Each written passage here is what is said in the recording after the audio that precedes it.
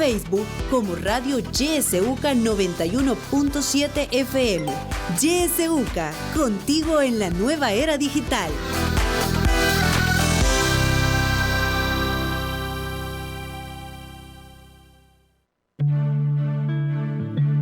Radio YSUCA te acompaña en todo momento.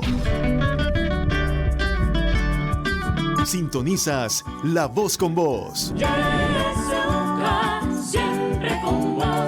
91.7 La Voz con vos.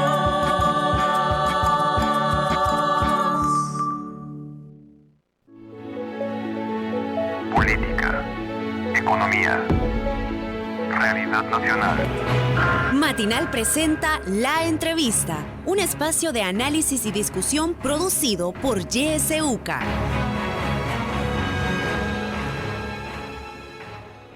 Son las 7 de la mañana con 2 minutos. Gracias por estar en sintonía del espacio de La Entrevista de YSUCA. Este día vamos a hablar sobre legislación sobre discriminación por género, orientación sexual e identidad de género en Guatemala, Honduras y El Salvador. Nuestra invitada de hoy es Leonor Arteaga. Ella es directora de programa de la Fundación para el Debido Proceso. Le damos la bienvenida. Muy buenos días, Leonor. Bienvenida. Muy buenos días. Muchas gracias por este espacio. Bien, muchísimas gracias a usted por estar con nosotros para abordar este tema. Recientemente la Fundación para el Debido Proceso, DPLF, pues hizo público este informe acerca de esta legislación sobre el tema de discriminación por género que se hizo pues en Guatemala, Honduras y El Salvador. Leonor, ¿cuáles son los mayores problemas en materia de derechos humanos, pero desde la perspectiva de género, la orientación sexual y la identidad de género, que han identificado ustedes en los países de Guatemala, Honduras y El Salvador? Y nos vamos a centrar en estos países porque es acá donde se ha hecho este informe. Muchas gracias. Con esta investigación que lanzamos hace unos días, que se denomina Legislación sobre discriminación por género, orientación sexual e identidad de género, en Guatemala, Honduras y El Salvador, una deuda pendiente, nos propusimos estudiar la actividad legislativa en estos 3 países en materia de discriminación y encontramos que en términos generales existe una legislación mínima relacionada con la protección de las mujeres contra actos de violencia. En los 3 países se han aprobado distintas leyes para castigar y prevenir la violencia contra las mujeres. Sin embargo, en materia de discriminación, existe todavía en los 3 países una importante brecha, ¿no?, en materia legislativa. Asimismo, también encontramos que en los 3 países no hay suficientes normas relacionadas con la protección de población LGTBI contra crímenes de odio, contra distintas formas de violencia y discriminación. También encontramos que en los 3 países se han aprobado la gran mayoría de tratados internacionales relacionados con discriminación. Sin embargo, eso no significa que las normas nacionales se hayan adecuado a los mismos. Pero nuestro más importante hallazgo es que la legislación que existe no necesariamente se aplica, y más importante es que existe en los 3 países un predominio de visiones heteropatriarcales, de conservadurismos, de influencia de grupos que son antiderechos, y estos tienen una importante influencia en el comportamiento de los congresos, de tal manera que detrás de esta legislación inacabada o de legislación importante pero que no se cumple, existe definitivamente muchos sectores que están en contra del avance de las normas que protegen a las mujeres y a la población LGTB. Si bien, Eleonor, de parte de los congresos de los países, como usted dice, pues no ha habido como mayor interés, pero sí a nivel internacional los tratados interamericanos sobre igualdad y discriminación por género sí son un enorme respaldo y de hecho deberían los países pues tomar en cuenta, ¿verdad? Esos tratados interamericanos que ya habla sobre este tema. Hablemos un poco sobre eso para que quienes nos escuchan sepan, ¿verdad? Que a nivel internacional sí existe un respaldo en este tema. ¿Cuáles son esos tratados interamericanos sobre igualdad y no discriminación por género? Bueno, en los últimos 30 años en la comunidad internacional se han desarrollado importantes estándares que nos dicen cómo los estados deben comportarse frente a la violencia y a la discriminación, ¿no? Desde una perspectiva intersectorial, es decir, tomando en cuenta los distintos factores sociales, políticos, económicos que intervienen cuando hablamos de discriminación. ¿Y por qué ha ocurrido esto? Bueno, porque a nivel internacional ha habido una creciente preocupación, un despertar de la conciencia de cómo, qué se debe hacer, ¿no? Frente a numerosos casos de violencia contra mujeres y población LGTBI y además frente a la discriminación que es estructural y que se asienta en todas las formas de vida de nuestra cotidianidad. ¿Qué nos dicen los sistemas internacionales de protección, ¿no? Bueno, primero que existe una relación íntima entre el derecho de las mujeres a vivir libres de violencia y el derecho a la igualdad y a la no discriminación. También nos dice que la discriminación no afecta por igual a todas las mujeres y que existen mujeres que están expuestas a un mayor riesgo de violación de sus derechos, como por ejemplo las mujeres indígenas, afrodescendientes, lesbianas, trans, intersex, a las mujeres con discapacidad y a las mujeres adultas mayores, por lo cual las mujeres en estos contextos deben ser protegidas de manera particular. También nos dice que los órganos legislativos y también los ejecutivos y los poderes judiciales tienen la obligación de analizar continuamente todas las leyes, normas, prácticas, políticas públicas para analizar si estas efectivamente establecen, ¿no?, algún tipo de trato diferenciado basado en el sexo o si pueden tener algún impacto discriminatorio en la población y si ese fuera el caso, estas leyes deben ser modificadas.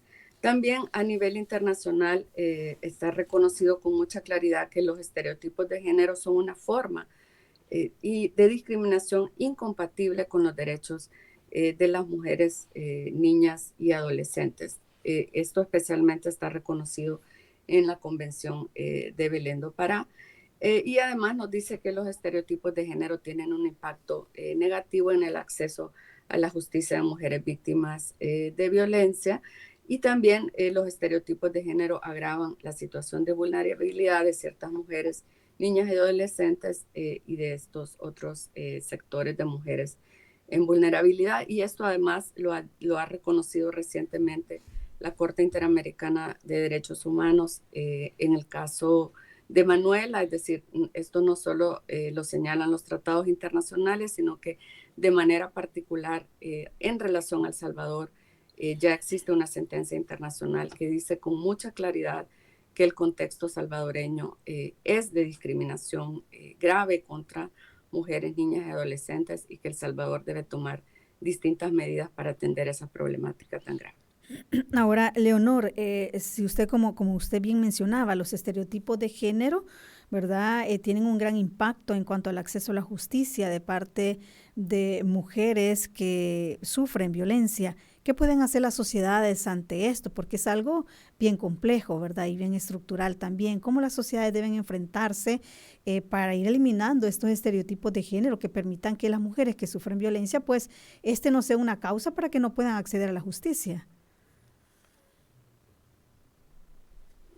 Este es un punto muy importante. Hemos hablado de las obligaciones que tiene el Estado a través de sus poderes ejecutivo, judicial y legislativo, pero también esta es una tarea de todos y todas. la ciudadanía en general. Primero es importante reconocer que existe, especialmente en El Salvador, un contexto que favorece la violencia contra las mujeres, y ante eso, número uno, no debemos minimizar los actos de violencia que vemos cotidianamente, ¿no? Que van desde las bromas con contenido sexista y misógino, las formas de relacionamiento entre hombres y mujeres, las formas de trato que se tienen dentro de las empresas, dentro de los lugares de trabajo, la forma como nos relacionamos en los ámbitos privados, dentro de nuestras familias. Entonces, partir del reconocimiento y también de entender que esto está presente en nuestra vida cotidiana. En segundo lugar, es importante que no seamos indiferentes ante los actos de violencia y discriminación que vemos, ¿no? Cotidianamente, y que cuando eso ocurra usemos los mecanismos institucionales para denunciar. En tercer lugar, también es importante que asumamos la tarea de educar de una manera distinta a las nuevas generaciones, a los niños y niñas, de forma equitativa. Es decir, esto no solo se trata de legislación, no solo se trata de política, sino que también es una tarea, como digo, desde los distintos espacios en los que estamos como ciudadanas y ciudadanos. Y solo así vamos a ir poco a poco construyendo una sociedad distinta, más equitativa, más igualitaria, en la que hombres y mujeres desde sus distintas expresiones puedan sentirse parte de la misma sin sufrir violencia por no ser iguales según los esquemas patriarcales. Bien, Leonor, hemos hablado de cómo la falta de normativa, de legislación, se vuelve un obstáculo para ir eliminando estas prácticas. También hemos hablado sobre también los estereotipos, ¿verdad? Bloquean esto. ¿Cuáles otros obstáculos identifica usted, aparte de esto que hemos mencionado, que no permiten pues que se vaya caminando en ir eliminando la violencia y la discriminación hacia las mujeres?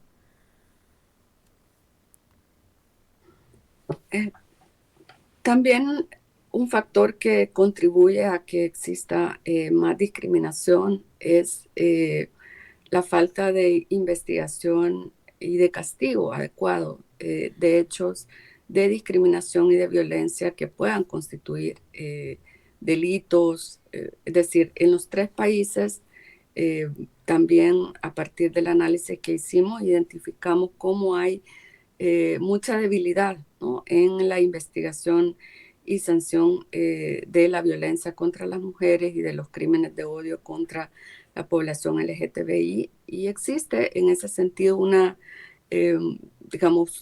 visión desde la colectividad que estos hechos quedan impunes, y eso facilita su repetición.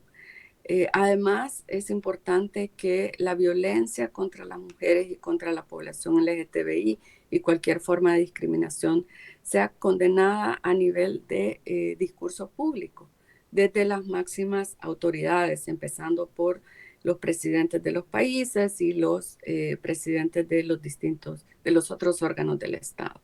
Es decir, cuando hay un mensaje desde las más altas autoridades de un país,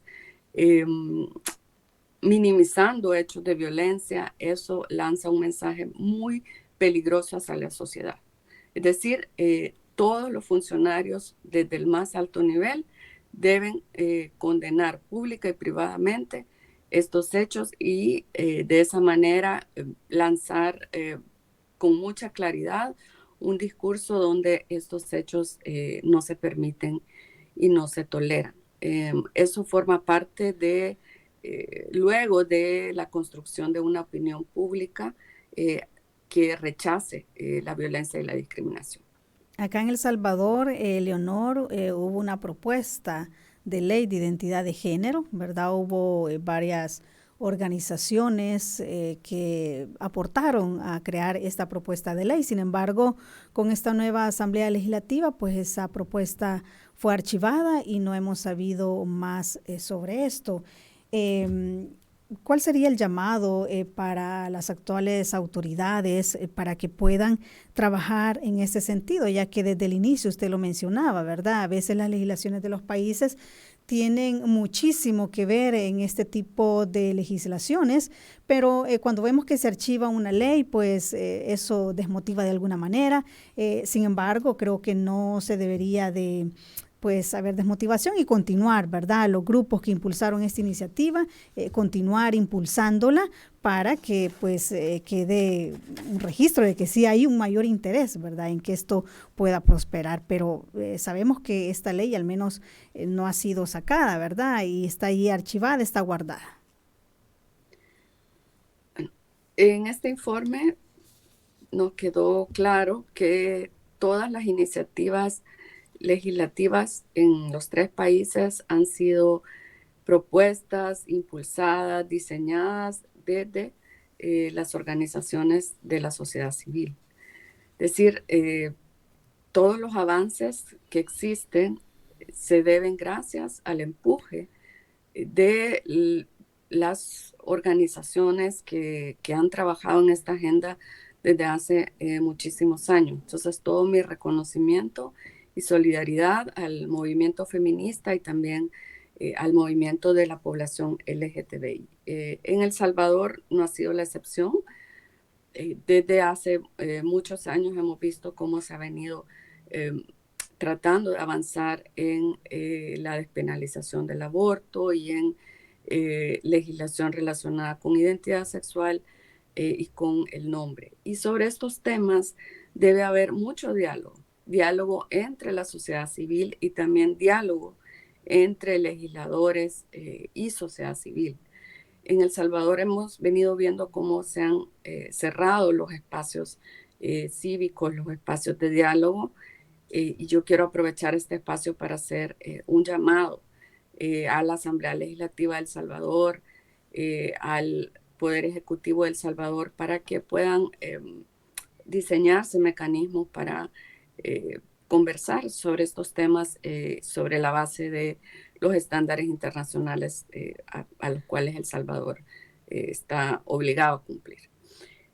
Sobre esta ley, bueno, sí, por un lado es lamentable que la Asamblea Legislativa no haya tomado en cuenta las iniciativas que en el pasado presentaron organizaciones LGTBI, pero también hemos visto cómo hace poco ha existido se ha dado una decisión muy importante de la Sala de lo Constitucional en relación al nombre y en la cual obliga a la Asamblea Legislativa a legislar en materia de nombre y población LGTBI. Así que vemos cómo hay en este camino luces y sombras, pero lo importante es no renunciar a el esfuerzo de proponer, de insistir y de trabajar juntos y juntas en torno al avance de la no discriminación en la protección contra la violencia. Así es, esta decisión que tomó, esta resolución más bien que hizo la Sala de lo Constitucional, pues es bien importante, ha sido un avance y esperemos pues que la Asamblea Legislativa sí pueda, ¿verdad?, hacer una ley específica sobre esto. Leonor, en estos 3 países en los que ustedes han hecho esta investigación, Guatemala, Honduras y nuestro país, El Salvador, ustedes también mencionan que la normativa que es relacionada a los derechos de la mujer es más amplia, ¿verdad?, que la normativa relacionada a la población LGBTIQ+. Pero quisiera consultarles si en estas normativas que ya existen, ¿verdad?, en derechos de las mujeres, existen en estos países instituciones especializadas en este tema que hagan cumplir esta normativa, porque eso es importante, ¿verdad? Pueden haber normativas, políticas públicas, pueden haber leyes, pero no una institución que las ejecute. ¿Cómo han visto ustedes esta situación en los 3 países? En los 3 países se han creado instituciones especializadas en relación sobre todo a la protección de la violencia contra las mujeres. Existen, por un lado, ministerios de la mujer, secretarías o instituciones encargadas de, digamos, la política pública, ¿no?, relacionada con la violencia contra las mujeres. Y también existen tribunales especializados sobre violencia contra las mujeres. Es decir, se ha creado legislación y también las instituciones encargadas de ejecutarlas. Pero nuevamente no basta con crear las normas y crear las instituciones.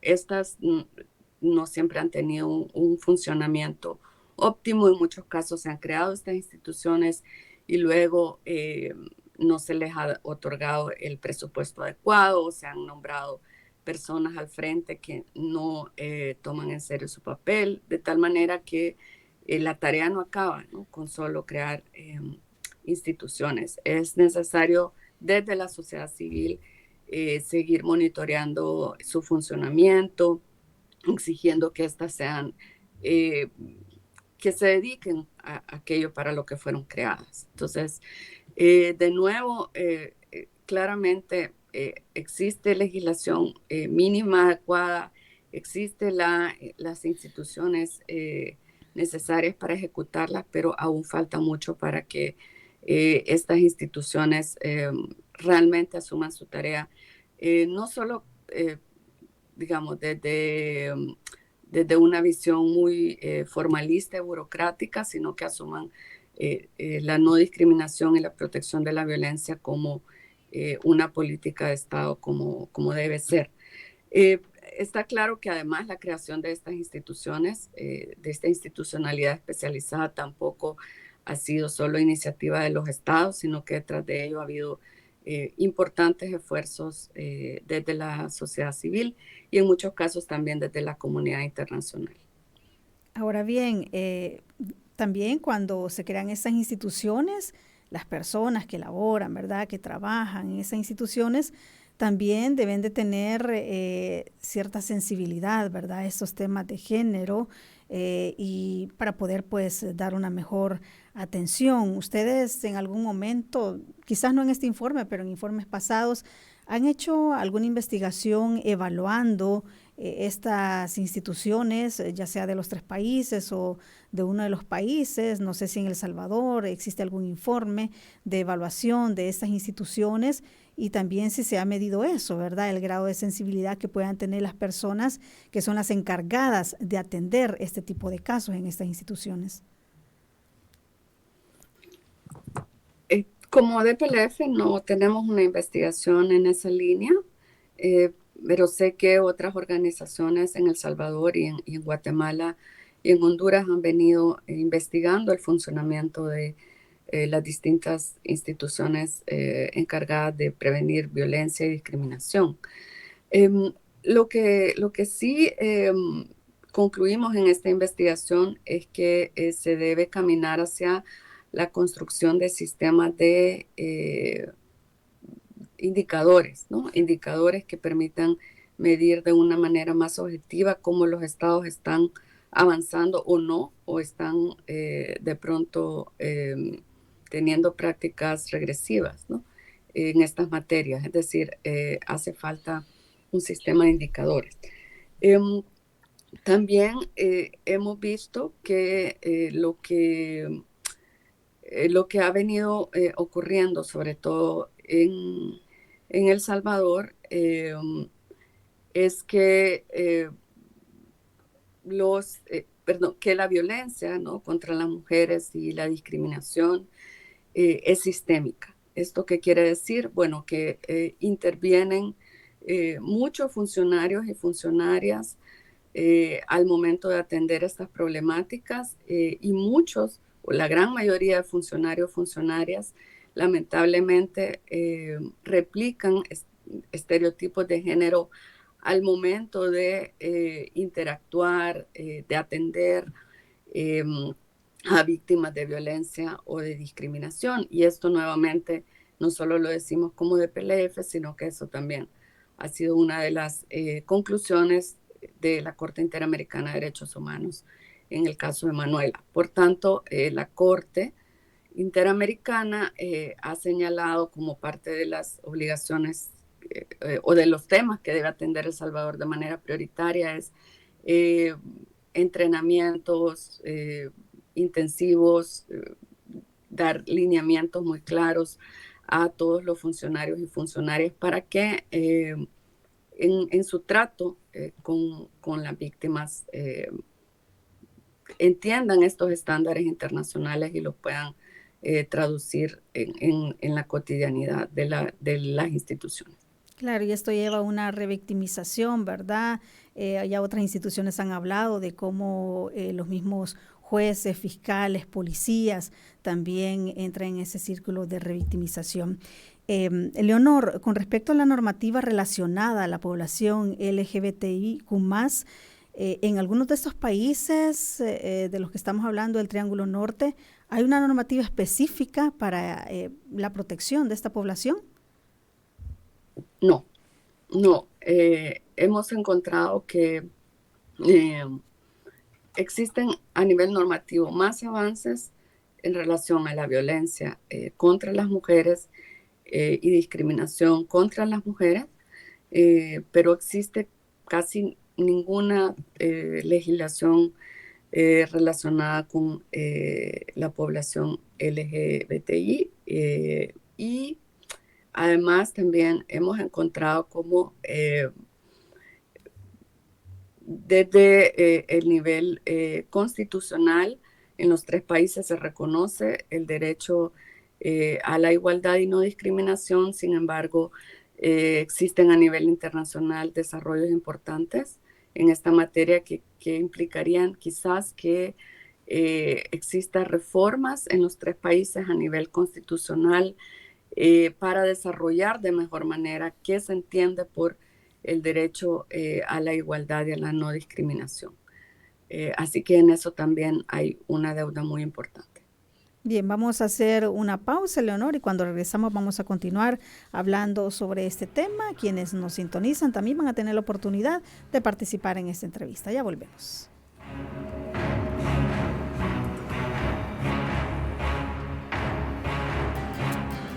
Buenos días. Celebra la vida junto a nosotros. YSUCA 91.7 FM.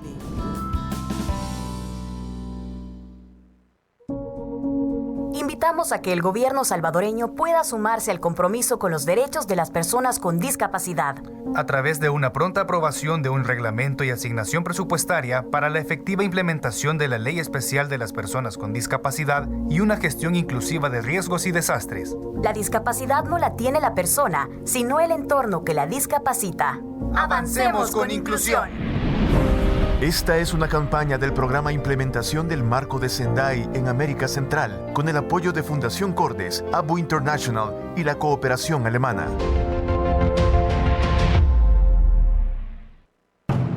Ante el incremento de casos de COVID-19 en el país y de la presencia de distintas variantes del coronavirus con distintos grados de peligrosidad y de contagio, es importante que recordemos las medidas de prevención.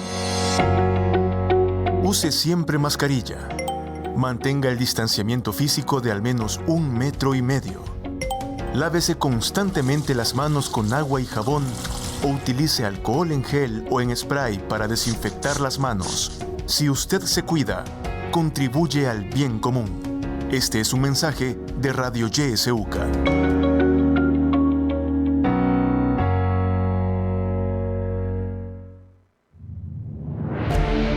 Sintoniza Radio YSUCA en el 91.7 del FM. La voz con vos.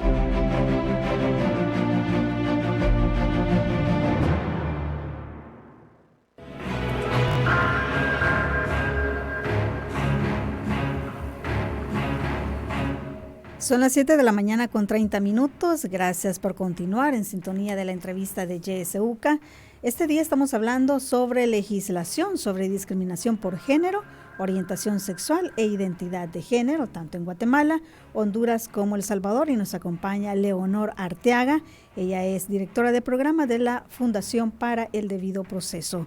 Si usted quiere participar, puede hacerlo en este momento, puede hacer las consultas, puede hacer comentarios, llamando a nuestros números de teléfono 2275-9501 y el 2275-9502. Nuestro número de WhatsApp también usted lo conoce, está disponible para que nos dejen ahí sus mensajes. Tenemos un mensaje que nos llega vía Facebook, nos escribe Carmen Hernández. Dice, lamentablemente por miedo, falta de orientación y muchos otros aspectos de tipo tradicional, digo yo, las mujeres se vuelven víctimas de sí mismas. Yo vivo en Maryland y trabajo con grupos de mujeres. Son muchos los casos de violencia y después de denunciar, ellas mismas retiran las denuncias. Por tanto, no solo se trata de leyes. Mis mujeres, como les llamo, están llenas de falta de educación a partir del núcleo familiar. Es parte del mensaje que nos envían vía redes sociales. Mientras nos llegan más participaciones, le cedo el paso a Leonor para que pueda responder a este comentario que nos hacen desde Estados Unidos. Adelante. Muchas gracias por el mensaje que nos envían. Pone sobre la mesa un asunto muy, muy importante, ¿no? Con frecuencia escuchamos este tipo de expresiones, ¿no? Que las mujeres les gusta vivir en la violencia, que las mujeres denuncian pero luego se arrepienten, que no entendemos por qué no salen de la violencia en la que viven, que les gusta estar así, etc. Es importante entender que existe lo que se llama un ciclo de violencia, ¿no? Es decir, romper con la violencia de género implica también un proceso, digamos, a nivel psicológico, social, económico, y para ello es muy importante que las mujeres tengan redes de apoyo, ¿no? Que les permitan entender de qué se trata la violencia de la cual son víctimas y encontrar una ruta para poder enfrentarla y de esta manera encontrar una forma distinta de vivir su vida. Pero esto no es fácil, puede tomar muchos años, y eso no significa de ninguna manera que a las mujeres les guste la violencia. A nadie le gusta vivir en violencia. Sin embargo, también es cierto que los estereotipos de género, la idea de que la mujer que denuncia es mala, que las mujeres debemos aguantar lo que sea, son aprendizajes que tenemos muy interiorizados desde nuestra niñez y que es difícil romperlos. De tal manera que todo es un proceso por pasos y quienes estamos tratando de apoyar y acompañar a las mujeres en este romper con la violencia, debemos comprender todo esto e ir también aceptando sus ritmos. Yo vivo en Virginia, les estoy hablando desde Virginia, Estados Unidos. DPLF tiene su sede aquí en Washington, D.C., y yo también atestiguo que existen lamentablemente muchísimas mujeres compatriotas en la zona de Maryland, Virginia y Washington, D.C., que viven distintas expresiones de violencia, incluso aquí en este país donde también hay otra institucionalidad al servicio de la violencia. Pero esto no se rompe solo con moverse de país. Es un proceso mucho más complejo. Así es, tenemos una llamada telefónica, vamos a darle paso. Muy buenos días. Licenciada, buenos días. Buenos días. Estos programas tienen que ser continuos. Las leyes tienen que ponerle pies, manos, cabeza.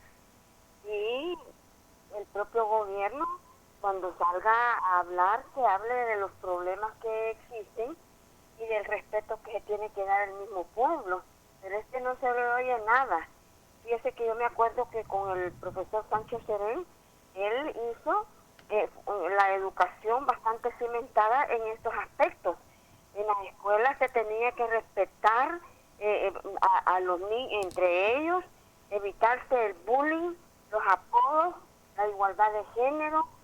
Y pues hoy la sociedad, fíjese que a paso lento e invitada, se ha llevado a cabo un tanto de respeto para las personas LGTB, porque yo me acuerdo que cuando era cipota, cuando era joven, eran dignos de tremendamente insultos. Decía la gente que estaba en lo correcto, insultando a esta clase de personas. Pero ahora yo veo que, como le digo, ¿verdad?, es por las leyes que han ido lentamente también asignadas para estas personas. Así es que yo creo que vamos a lograr mucho y estamos logrando. Más que todos los maestros están poniendo muchísimo en estos aspectos. Yo les agradezco mucho estos grandes programas que tienen y respetemos. ¿Y sabe qué? Que nosotros mismos tenemos que darnos a respetar y digamos, cuando a alguien no le parece alguna cosa, decirle, mira, no, yo te respeto a ti. Así es que la persona, por muy humilde que sea, tiene que darse a respetar sus derechos y su manera de ser y de pensar. Muchas gracias y feliz día. Feliz día para usted también, y a Miriam, un saludo. Tenemos más mensajes. Dice, buenos días a la invitada. Gracias por nombrar a los 3 países como violadores de los derechos que tienen las personas a elegir sus preferencias sexuales. También a las mujeres que tienen dificultades obstétricas por falta de asistencia médica son condenadas. Han muerto varias y el Estado sigue condenándolas. Tenemos también un audio. Vamos a escucharlo. Adelante. Muy buenos días, Kenia. Muy buenos días, a Leonor. Creo que en este tema hay una línea muy delgada entre ideología, política y derechos humanos. Creo que en esta parte los diputados de todos los países en donde se ha hecho el estudio están como muy alineados a una ideología, ¿verdad?, o a una política estatal, estructural, que marca la línea en donde van a legislar, y en algunos casos son muy conservadores. Creo que una de las líneas que hay que atender en esta problemática es la formación, la educación. Creo que en los diferentes campos legislativos o en los diferentes órganos legislativos en donde se elaboran leyes, debería haber una formación, una educación para conocer del tema y abordar de una mejor forma los derechos humanos. Esto es un poco complicado porque sabemos que los países atienden agendas y a veces en esas agendas no está el reconocimiento de los derechos humanos. Creo que esa es mi opinión. Un saludo. Un saludo para usted también. Muchísimas gracias. Bueno, nuevamente le cedo la palabra a Leonor para que pueda dar respuesta. Gracias a todas las personas que están participando a través de las redes. Definitivamente no hay una solución mágica sencilla para poder revertir, ¿no?, este contexto de violencia y discriminación en los 3 países. Sin embargo, sí hay pistas importantes, ¿no? Sí hay una ruta ya marcada, yo decía, desde el derecho internacional y también desde la legislación que ya existe. Entonces, por un lado, la tarea es insistir, seguir trabajando en la educación, en la exigencia del Estado y también en la vida privada, ¿no?, y en nuestras relaciones cotidianas. Debe ser una combinación entre hacer realidad la no violencia y la no discriminación en el ámbito público y también en el ámbito privado.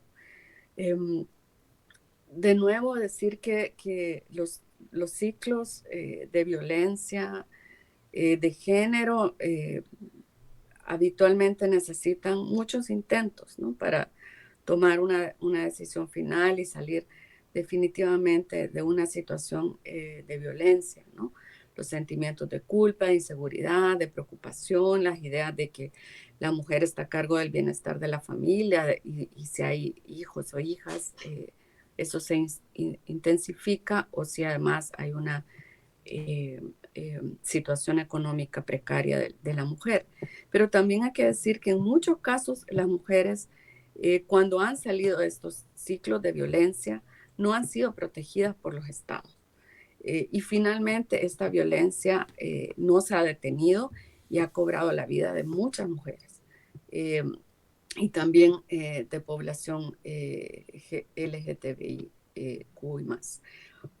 Y eso significa que para vencer, digamos, para ir caminando hacia que haya menos violencia, debe intervenir la familia, las redes de apoyo comunitarias, pero también el Estado a través de sus instituciones. Y eso incluye, por supuesto, a legisladores. La persona que nos dejaba el audio, efectivamente, en esta investigación hemos visto con mucha claridad cómo los congresos de los 3 países responden a intereses de grupos conservadores, de grupos religiosos muchas veces, y que esto no lo hacen solo por, digamos,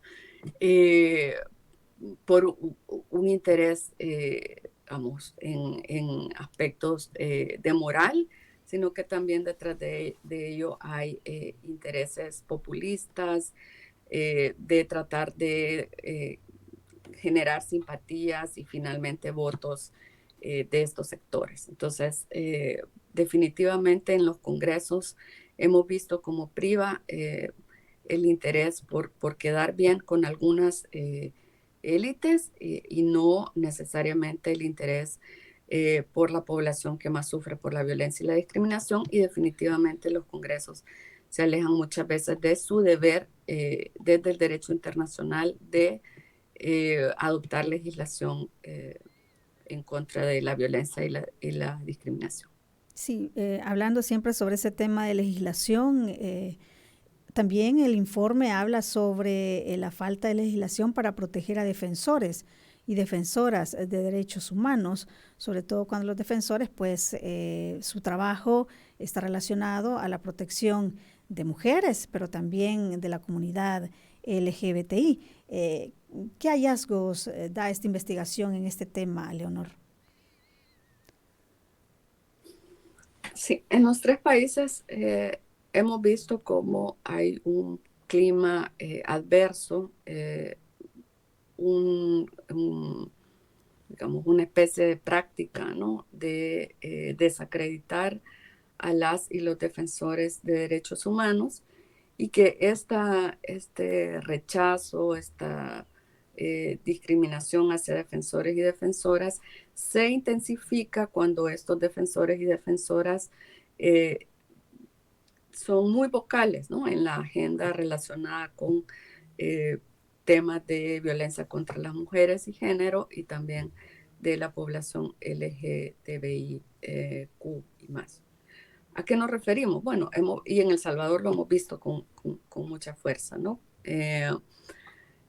Cuando organizaciones de mujeres, ¿no? Del movimiento feminista son atacadas, ¿no? En las redes sociales se les insulta, se les dice feminazis, radicales, etcétera, etcétera, y eso, digamos, lo vemos con mucha fuerza. Y además, lamentablemente, eso no solo viene desde fuentes anónimas, sino que en muchos casos también desde funcionarios e incluso funcionarias públicas. Y con eso se refuerza la idea de que el trabajo de estas organizaciones no vale, ¿no?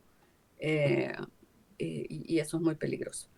Lo mismo vemos cuando hay defensores y defensoras de población LGTBIQ, igualmente se les insulta y a la vez no existen mecanismos suficientes para proteger a estos defensores y defensoras.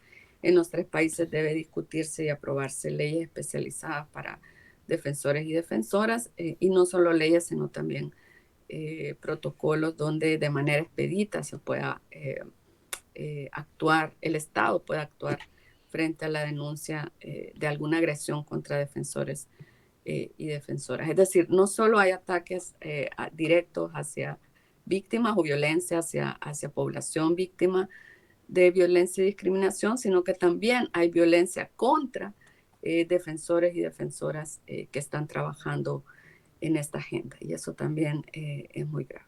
En el caso de Guatemala y Honduras existe una ley de defensa de defensores y defensoras, Leonor. Acá no la tenemos. Sí, en Guatemala y Honduras en años recientes sí se aprobaron legislaciones específicas, aunque igualmente en ambos países se han venido viendo incluso asesinatos, ¿no?, contra defensores y defensoras. En El Salvador se ha venido discutiendo la necesidad de aprobar una ley sobre defensores y defensoras. Varias organizaciones han presentado propuestas a la Asamblea Legislativa, pero esta es también una materia pendiente, ¿no?, para la Asamblea Legislativa en El Salvador. Es decir, El Salvador está un paso más atrás en relación a Guatemala, a Guatemala y Honduras en este tema, donde sí existe una ley, aunque esta no se cumple. En El Salvador aún no existe esta ley. Y de nuevo, un llamado a que se tomen en cuenta, ¿no?, las propuestas que se han venido haciendo desde sociedad civil en este tema y que se abra un diálogo sobre la necesidad de proteger desde una normativa especializada a las y los defensores. Claro, y precisamente, Leonor, ante esa ausencia de leyes y políticas, es que la sociedad civil organizada ha jugado un papel bien importante en estos países. Pero ¿cómo están las organizaciones que defienden estos derechos en estos 3 países? ¿Hay una organización? ¿Sí? ¿Hay como un plan que la lleve pues a impulsar estas leyes y normativas en los 3 países? ¿Existe? Creo que las organizaciones de mujeres que han venido trabajando en relación a la violencia, los derechos sexuales y reproductivos y otros temas relacionados, son un movimiento muy, muy fuerte y muy importante, bastante bien organizado, y digamos, todo mi respeto hacia lo que han venido impulsando. Además tienen alianzas importantes a nivel regional. Y precisamente el reflejo de toda esa lucha es esta sentencia de la cual hemos hablado ante la Corte Interamericana, y el caso que ya tiene la Corte en discusión y que seguramente será una nueva sentencia en los próximos meses, que es el caso Beatriz. De tal manera que sí hay en materia de violencia contra las mujeres una trayectoria importantísima de las organizaciones de mujeres. También hemos visto cómo en los últimos años, y eso en El Salvador, Guatemala y Honduras, hemos ido atestiguando cómo el movimiento de la población LGTBIQ+, también ha venido creciendo y teniendo una agenda coordinada, organizada y dando distintas propuestas. Creo que un paso hacia adelante sería que estas agendas se trabajen también a nivel amplio, ¿no? Es decir, con organizaciones de derechos humanos que están en otras temáticas, porque estos son problemas de país. Creo que hay esfuerzos en esa línea, pero es importante que temas de violencia y discriminación no solo se trabajen desde un sector determinado de las organizaciones, sino que se haga, como digo, con alianzas amplias de país y también a nivel centroamericano y a nivel regional, ¿no? Creo que esa es la clave para que la voz sea unificada, tome, digamos, este carácter de urgencia, ¿no? Nacional. Entonces también un llamado a que, bueno, que las organizaciones puedan tener estos espacios de diálogo unas y otras. Sé que ya hay varios esfuerzos en esa línea y que tienen que potenciarse. Y esto es especialmente importante ante estados, ante congresos que no quieren escuchar y que no quieren caminar. Así es, esto es importante lo que usted ha resaltado, Leonor, porque los esfuerzos nacionales también deben de tener eco a nivel internacional. Y por ejemplo, este caso que usted ha mencionado, el caso de Manuela, si bien fue un caso nacional, ¿verdad? Un caso salvadoreño, sí, en la resolución que se emite, ¿verdad? También abarca, se extiende a otros países. Es decir, la resolución, aunque algunos aspectos son específicos para el país, pero también permite que la legislación de otros países también pueda modificarse. Y este punto creo que es importante también, Leonor. Sí, las decisiones de la Corte Interamericana de Derechos Humanos tienen un impacto regional e internacional. Definitivamente hay medidas que la Corte Interamericana ordena para un país determinado, pero los estándares que se desarrollan en un caso, la jurisprudencia que genera un caso, debe ser acatada en realidad por todos los países que forman parte del Sistema Interamericano de Derechos Humanos. De tal manera que Manuela es un caso que tiene esta fuerza de hablarle a toda la región, ¿no? A toda la región, especialmente a los países donde sigue criminalizándose a las mujeres por emergencias obstétricas y donde los sistemas de salud y los sistemas de justicia penal digamos, prevalecen en estos sistemas esta idea de culpabilizar a las mujeres y no una visión de una atención de salud según los estándares internacionales, que tenga esta visión laica y de igualdad de género. Entonces, definitivamente la historia de Manuela es una tragedia que nos ha tocado a todos y todas en El Salvador, pero también es una historia que ahora ha cobrado sentido y que nos está hablando, ¿no?, a todos y todas, especialmente al Estado de El Salvador, para no repetirla, ¿no? Para no repetirla. Así es. Bueno, hemos hablado sobre esta temática durante esta entrevista y usted nos ha planteado los hallazgos de esta investigación en los 3 países. ¿Cuáles serían entonces a partir de esto, Leonor, las recomendaciones que desde la Fundación para el Debido Proceso se hacen para mejorar estos marcos legales en el tema de igualdad y no discriminación de género? Usted ya ha mencionado algunos, ¿verdad?, en el transcurso de esta entrevista, pero le reitero nuevamente la pregunta. ¿Cuáles serían las recomendaciones de parte de ustedes? Bueno, existe todavía mucho camino por recorrer por parte de los congresos. En términos de ratificación de tratados internacionales, los 3 países deben adherirse a la Convención Interamericana contra toda forma de discriminación e intolerancia. Es una convención de año 2013 que específicamente se relaciona con el tema de discriminación. También en los 3 países existen recomendaciones que han dado comités de supervisión de tratados de la ONU y del sistema interamericano que marcan como una hoja de ruta, ¿no?, de qué es lo que le toca hacer a cada estado. Esas recomendaciones que nosotros las señalamos en detalle en el informe deben ser tomadas en cuenta por los congresos.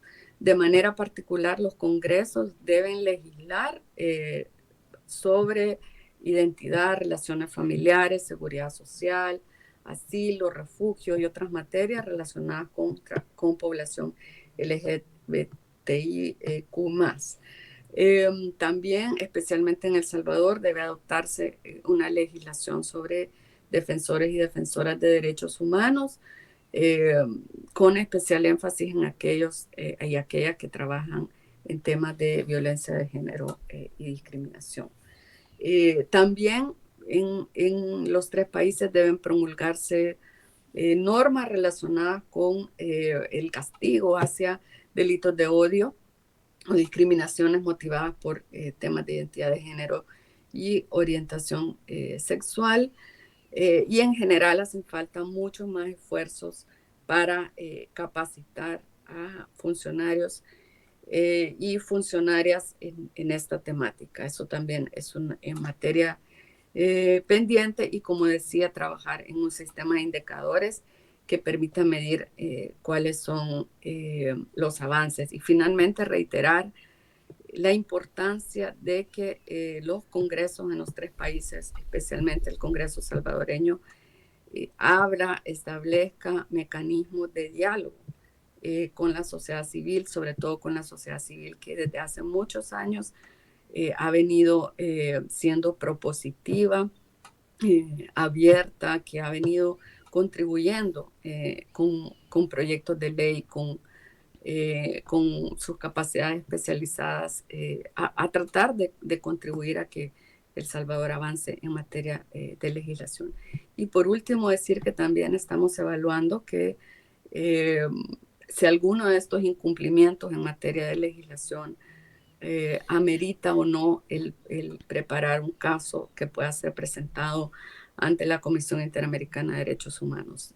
No lo descartamos porque creo que, al igual que lo hablábamos en el caso de Manuela, una sentencia internacional siempre empuja, siempre ayuda a que los estados avancen. Así que probablemente en los próximos meses quizás podamos apoyar a alguna organización en El Salvador o en los otros países a presentar una denuncia ante la Comisión Interamericana relacionada con temas de discriminación. Bueno, muchísimas gracias, Leonor, por ser parte de esa fundación que está respaldando a estos grupos. Muchísimas gracias por darnos también a conocer parte de este informe y es bueno, ¿verdad?, educar a las personas, que sigamos conociendo un poco más sobre este tema. Muchísimas gracias por habernos acompañado. Muchas gracias por la invitación. Un saludo a todas las personas que escuchan cada mañana YSUCA y decirles que el informe está disponible en nuestra página web www.dplf.org para quien quiera revisarlo y utilizarlo, compartirlo. Muchas gracias. Así es, muy bien, muchísimas gracias. Recuerde usted también que esta entrevista la puede volver a ver y a escuchar en nuestra página de Facebook y también queda ahí en nuestro canal de YouTube. Muy buenos días para todos.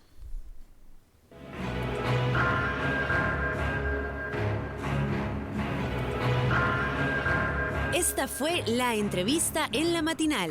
Te invitamos a que no te pierdas nuestra próxima emisión.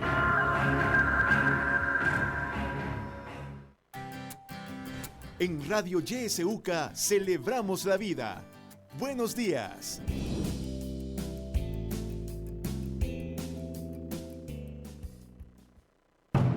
Ante el increíble